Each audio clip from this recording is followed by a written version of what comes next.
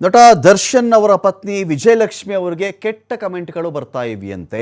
ಈ ಕೆಟ್ಟ ಕಮೆಂಟ್ಗಳು ಈಗ ಅವರು ಡೆವಿಲ್ ಸಿನಿಮಾದ ಪ್ರಮೋಷನ್ ಓಡಾಟ ಅಲ್ಲಿ ಇಲ್ಲಿ ಬ್ಯುಸಿ ಆಗಿದ್ರು. ಆದರೆ ವಿಜಯಲಕ್ಷ್ಮಿ ಈಗ ಫೇಸ್ ಮಾಡ್ತಿರೋದೇನು ಅಂತ ಹೇಳಿದ್ರೆ ಕೆಟ್ಟ ಕಮೆಂಟ್ಗಳ ವಿಚಾರ. ಯಾರು ಹಾಕ್ತಿದ್ದಾರೆ ಏನು ಹಾಕ್ತಿದ್ದಾರೆ ನಮಗೆ ಗೊತ್ತಿಲ್ಲ.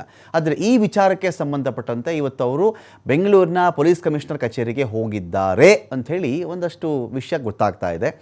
ಅದೇ ವಿಚಾರನ ಇನ್ನೂ ಹಲವು ವಿಚಾರಗಳಿದೆಯಾ ಅಥವಾ ಈ ವಿಚಾರ ಇಲ್ಲವೇ ಇಲ್ವಾ ನಮಗಿನ್ನೂ ಕನ್ಫರ್ಮ್ ಆಗಬೇಕಾಗಿದೆ. ಒಂದು ವಿಚಾರ, ಪೊಲೀಸ್ ಆಯುಕ್ತರ ಕಚೇರಿಗೆ ಅವರು ಭೇಟಿ ಕೊಟ್ಟಿರೋದು ನಟ ದರ್ಶನ್ ಪತ್ನಿ. CCB ಹೆಚ್ಚುವರಿ ಪೊಲೀಸ್ ಆಯುಕ್ತ ಅಜಯ್ ಹಿಲೋರಿ ಅವರನ್ನ ಭೇಟಿ ಮಾಡಿದ್ದಾರೆ.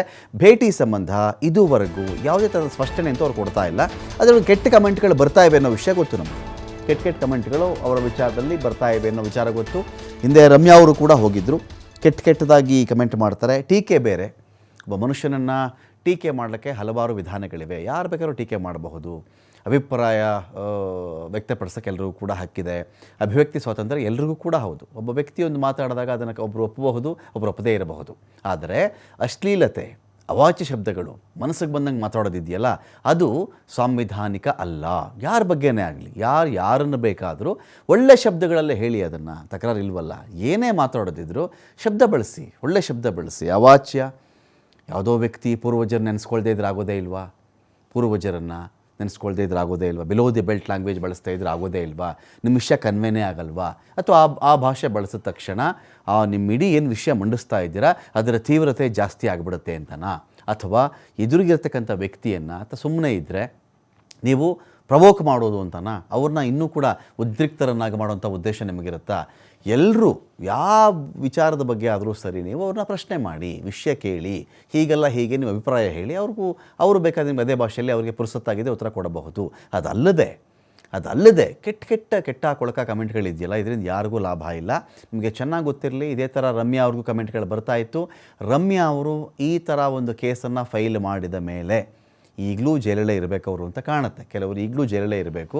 ಅಶ್ಲೀಲವಾಗಿ, ಅಸಭ್ಯವಾಗಿ ಮಾತಾಡ್ತಾ ಇದ್ದರು. ಅಷ್ಟು ದಿನ ನೋಡಿದ್ಮೇಲೆ ಅವರು ಕಂಪ್ಲೇಂಟ್ ಕೊಟ್ಟ ಮೇಲೆ ಈಗ ಮನೆಯವರೆಲ್ಲ ಪರಪ್ಪನಗ್ರಹಾರ ಜೈಲಿಗೆ ಬರ್ತಾ ಇದ್ದಾರೆ. ಒಂದು 5-6 ಜನ ಇರಬೇಕು. ಅವರು ಎಲ್ಲರೂ ಪರಪ್ಪನಗ್ರಹಾರ ಜೈಲಲ್ಲೇ ಇರಬೇಕು. ಮನೆಯವರು ಬಂದು ರಮ್ಯಾ ಅವ್ರ ಬಳಿಲಿ ಅಳಲು ತೋಡ್ಕೊಳ್ತಾ ಇದ್ದಾರೆ. ಅವರಿಗೆ ಏನಾದರೂ ಒಂದಷ್ಟು ದಿನಸಿ ಪದಾರ್ಥದ ಲಿಸ್ಟ್ ಕೊಟ್ಟರೆ ಅವ್ರಿಗೆ ಓದಕ್ಕೆ ಬರಲ್ಲ ಅಂಥವ್ರು ಹೀಗೆ ಮಾಡಿದ್ದಾರೆ ಅಂತ ವಿಷಯ ಇದೆಯಲ್ಲ. ಈಗಿಲ್ಲ, ಕಾನೂನು ವ್ಯಾಪ್ತಿಗೆ ಹೊರಟೋಗ್ತಾರೆ. ಸೇಮ್ ಇತ್ತು ವಿಜಯಲಕ್ಷ್ಮಿ ಅವರು ಅಥವಾ ಇನ್ಯಾರೋ. ಎಲ್ಲದಕ್ಕೂ ಒಂದು ಮಿತಿ ಇರುತ್ತಲ್ವ. ನೀವು ಕಮೆಂಟ್ ಮಾಡಿ, ನೀವು ಟೀಕೆ ಮಾಡಿ, ನಿಮ್ಮ ವಿಷಯ ಹೇಳಿ, ಬೇರೆ ವಿಚಾರಗಳವೆಲ್ಲವೂ ಕೂಡ. ಕೆಟ್ಟ ಭಾಷೆ ಬಳಸ್ತಾ ಇದ್ದರೆ ಅದ್ರ ಗತಿ ಏನು? ಇದೀಗ ಇದುವರೆಗೂ ಈ ವಿಚಾರಕ್ಕೆ ಸಂಬಂಧಪಟ್ಟಂತೆ ವಿಜಯಲಕ್ಷ್ಮಿ ಅವರು ಅದೇ ಥರದ ಸ್ಪಷ್ಟನೆ ಕೊಟ್ಟಿಲ್ಲ. ಅಜಯ್ ಹಿಲೋರಿ ಅವರೊಂದಿಗೆ ಸದ್ಯಕ್ಕೆ ಚರ್ಚೆ ಮಾಡ್ತಾ ಇದ್ದಾರೆ. ರಮ್ಯಾ ಅವರು ಆದ ನಂತರದಲ್ಲಿ ವಿಜಯಲಕ್ಷ್ಮಿ ಅವ್ರಿಗೂ ಕೂಡ ಈ ಕೆಟ್ಟ ಕಮೆಂಟ್ಗಳ ಹಾವಳಿ ಕಾಡ್ತಾ ಇದೆಯಾ? ಕೆಟ್ಟ ಕಮೆಂಟ್ಗಳ ವಿರುದ್ಧವಾಗಿ ಪೊಲೀಸರಿಗೆ ಕಂಪ್ಲೇಂಟ್ ಕೊಡುವಂಥ ಚಾನ್ಸಸ್ ಕೂಡ ಇದೆ ವಿಜಯಲಕ್ಷ್ಮಿ ಅವರು. ಡೀಟೇಲ್ಸ್ ಕೊಡೋಕ್ಕೆ ಸಂತೋಷ್ ಪಟೇಲ್ ಅಜಯ್ ಹಿಲೋರಿ ಅವ್ರನ್ನ ಮೀಟ್ ಮಾಡಿರೋದವರು ಇವತ್ತು ವಿಜಯಲಕ್ಷ್ಮಿ ಅವರು. ಏನು ಕೆಟ್ಟ ಕಮೆಂಟ್ಗಳು ಅವ್ರಿಗೆ ಬರ್ತಿದೆ ಅಂತ ಗೊತ್ತಾಗಿತ್ತು. ಅದೇ ವಿಷಯನ ಅಥವಾ ಬೇರೆ ಏನಾದರೂ ವಿಚಾರಗಳಿದೆಯಾ, ಏನು ಕತೆ ಅಂತ?